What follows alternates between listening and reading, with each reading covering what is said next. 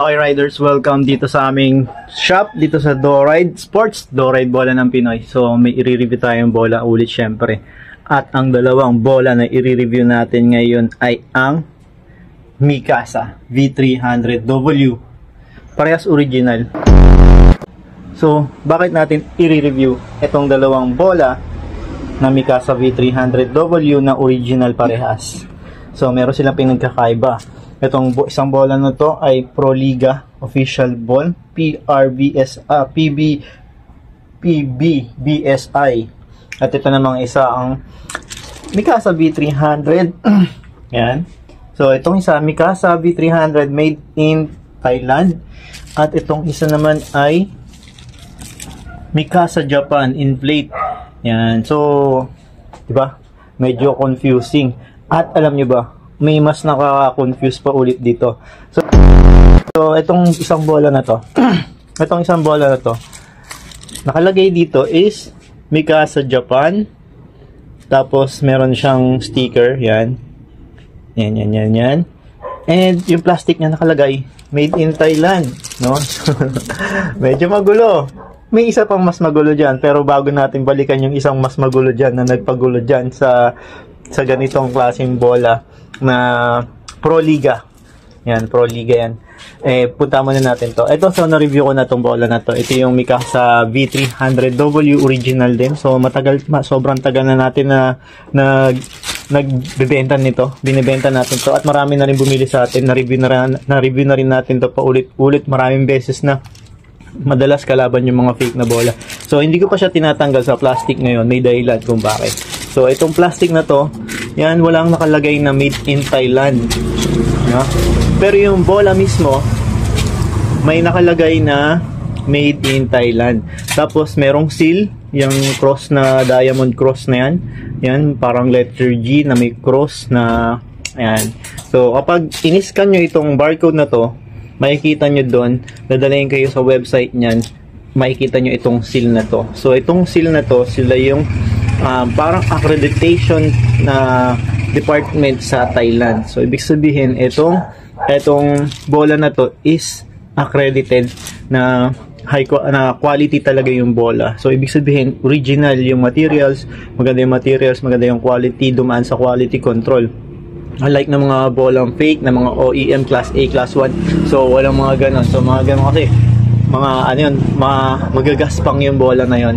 So maririnig niyo yung mga maingay dito sa labas natin kasi open itong gate natin, itong walling natin. Okay, so yan, makita niyo yung dimple. Tatanggalin, at actually parehas lang dito yan. So kunin na lang natin to. Huwag na natin tanggalin sa plastic yun para pag may umorder sa amin ay naka-plastic pa yan. So ito yung yung air nozzle niya nakalubog. Tapos makita niyo yung mga dimple ng bola, napakaganda, di ba? Dimple na dimple talaga siya. Hindi katulad sa mga OEM, parang tuldok-tuldok lang siya. So ayan, ito Mikasa 300. Mikasa, tapos may nakalagay international competition model, FIBB approved. So yung liga ng ng volleyball ng Pilipinas, sayang hindi nakapasok yung Alas Pilipinas, pero congrats pa rin sa kanila. Almost there na tayo, nandun na tayo. Sumabit lang sa net, pero sayang talaga yun. Okay, let's go back here. Okay, so ito na, tinanggalan natin yung plastic. So ano nga ba yung confusing dito sa Pro Liga na bola na to? So okay, yung materials na ito mga idol, parehas lang siya dito, no? Parehas nga ba? Parang may pagkakaiba ng konti. Okay, mamaya makikita natin yan. Parang may pagkakaiba ako na konti nakita. Okay, so punta tayo dito sa Pro Liga na bola na to. So etong Pro Liga na bola na to, nakalagay is Japan. Ayan, nasa na ba yung Japan? Nakalagay, nakita na natin kanina yan. Japan, Mikasa Japan. Pero hindi siya nakalagay na made in Thailand, no? Nakalagay lang siya Mikasa Japan. Tapos naka-barcode siya and merong ganitong logo na hindi ko alam kung ano pa yung logo na yan. I-search natin yan. Pero barcode siya, hindi siya naka-QR code. Okay din yan. Original din naman yung pagkakailan lang ng mga ganyang barcode. So pwede nyo naman i-scan yung barcode at i-search sa Google. Dadalhin tayo niya kung saan gawa itong bola na to. So may sticker na Mikasa. Yung bola mismo na yung plastic, nakalagay made in Thailand. Tapos ito, may isa pang sticker ulit dito. Yung, siguro ano to, yan, sira, nabuksan ko na yung nasira na yung plastic kasi ginamit ni Kim pang live tong bola na to. So ayan, nakalagay dito Sunrise Sports SDNBHD. So 141 Jalan Taman Shamelin Perkasa Cheras, Kuala Lumpur, West Malaysia. So, meron nakalagay na Malaysia, tapos meron nakalagay na Thailand. Although magkapit bahay lang yung dalawa na yan, pero so Malaysia, tapos Japan, tapos Thailand. Okay, so yun yung nakaka-confuse dito. Hindi natin alam kung saan talaga ginawa yung bola. Kung siguro itong bola na to, itong company na to is sila yung distributor, pero yung bola is made in Thailand din talaga. So made in Thailand din talaga yung bola na nakalagay lang na printed in Mikasa Japan. So right, okay, tanggalin na natin sa plastic to. Okay, let's go back here. So ito na yung Mikasa, nakadikit mismo pala talaga sa bola yung sticker ng Mikasa. Okay, so yung nozzle niya, yan, nakalubog, parehas na parehas dun sa mga nire-review natin na original na Mikasa. And ito yung dimple niya, mapansin niyo yung dimple, yan, super close up na yan, So, ayan, so sukatin natin siguro, timbangin natin yung bola, itong parehas na bola. So, sino yung mas magaan, kung sino yung mas mabigat, tapos sukatin din natin yung circumferential nila. So, okay, ayan, naka-zero na ang ating timbangan. Unahin natin timbangan itong made in Thailand natin. Alright, so timbangin natin. Ang kanyang timbang is 265 grams. Yan, kita nyo ba? 265 grams itong made in Thailand. So, nga pala, so mga idol, so mga spiker dyan, mga alas Pilipinas dyan, well, wala na akong i-release na ganito, na Pro Liga, na bola.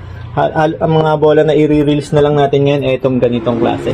Itong Thailand na with seal. So, ganitong bola na ang i-release natin. So, grabe yung yung nozzle nyo, yung air nozzle niya. Pulidong-pulido yung pagkalagay. Wala siyang ganong mga sobra-sobra. Yung iba kasi may pasobra, may iba may mga itim. Ito wala. So, napakaganda nito. So, puro ganitong bola na i-release natin. Hindi na tayo magre-release ng Pro Liga. Siguro itong Pro Liga na to ay magiging collection na lang natin yan. Okay, so punta naman tayo dito kay Pro Liga. Timbangin natin. So, zero natin to. 0 ka. Yan, okay. Then, let's timbang it.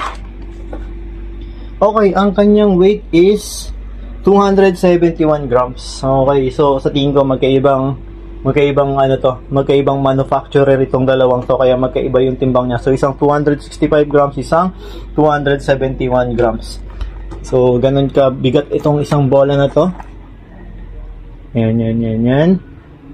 So sukatin naman natin yung kanilang circumferential. So mas mabigat itong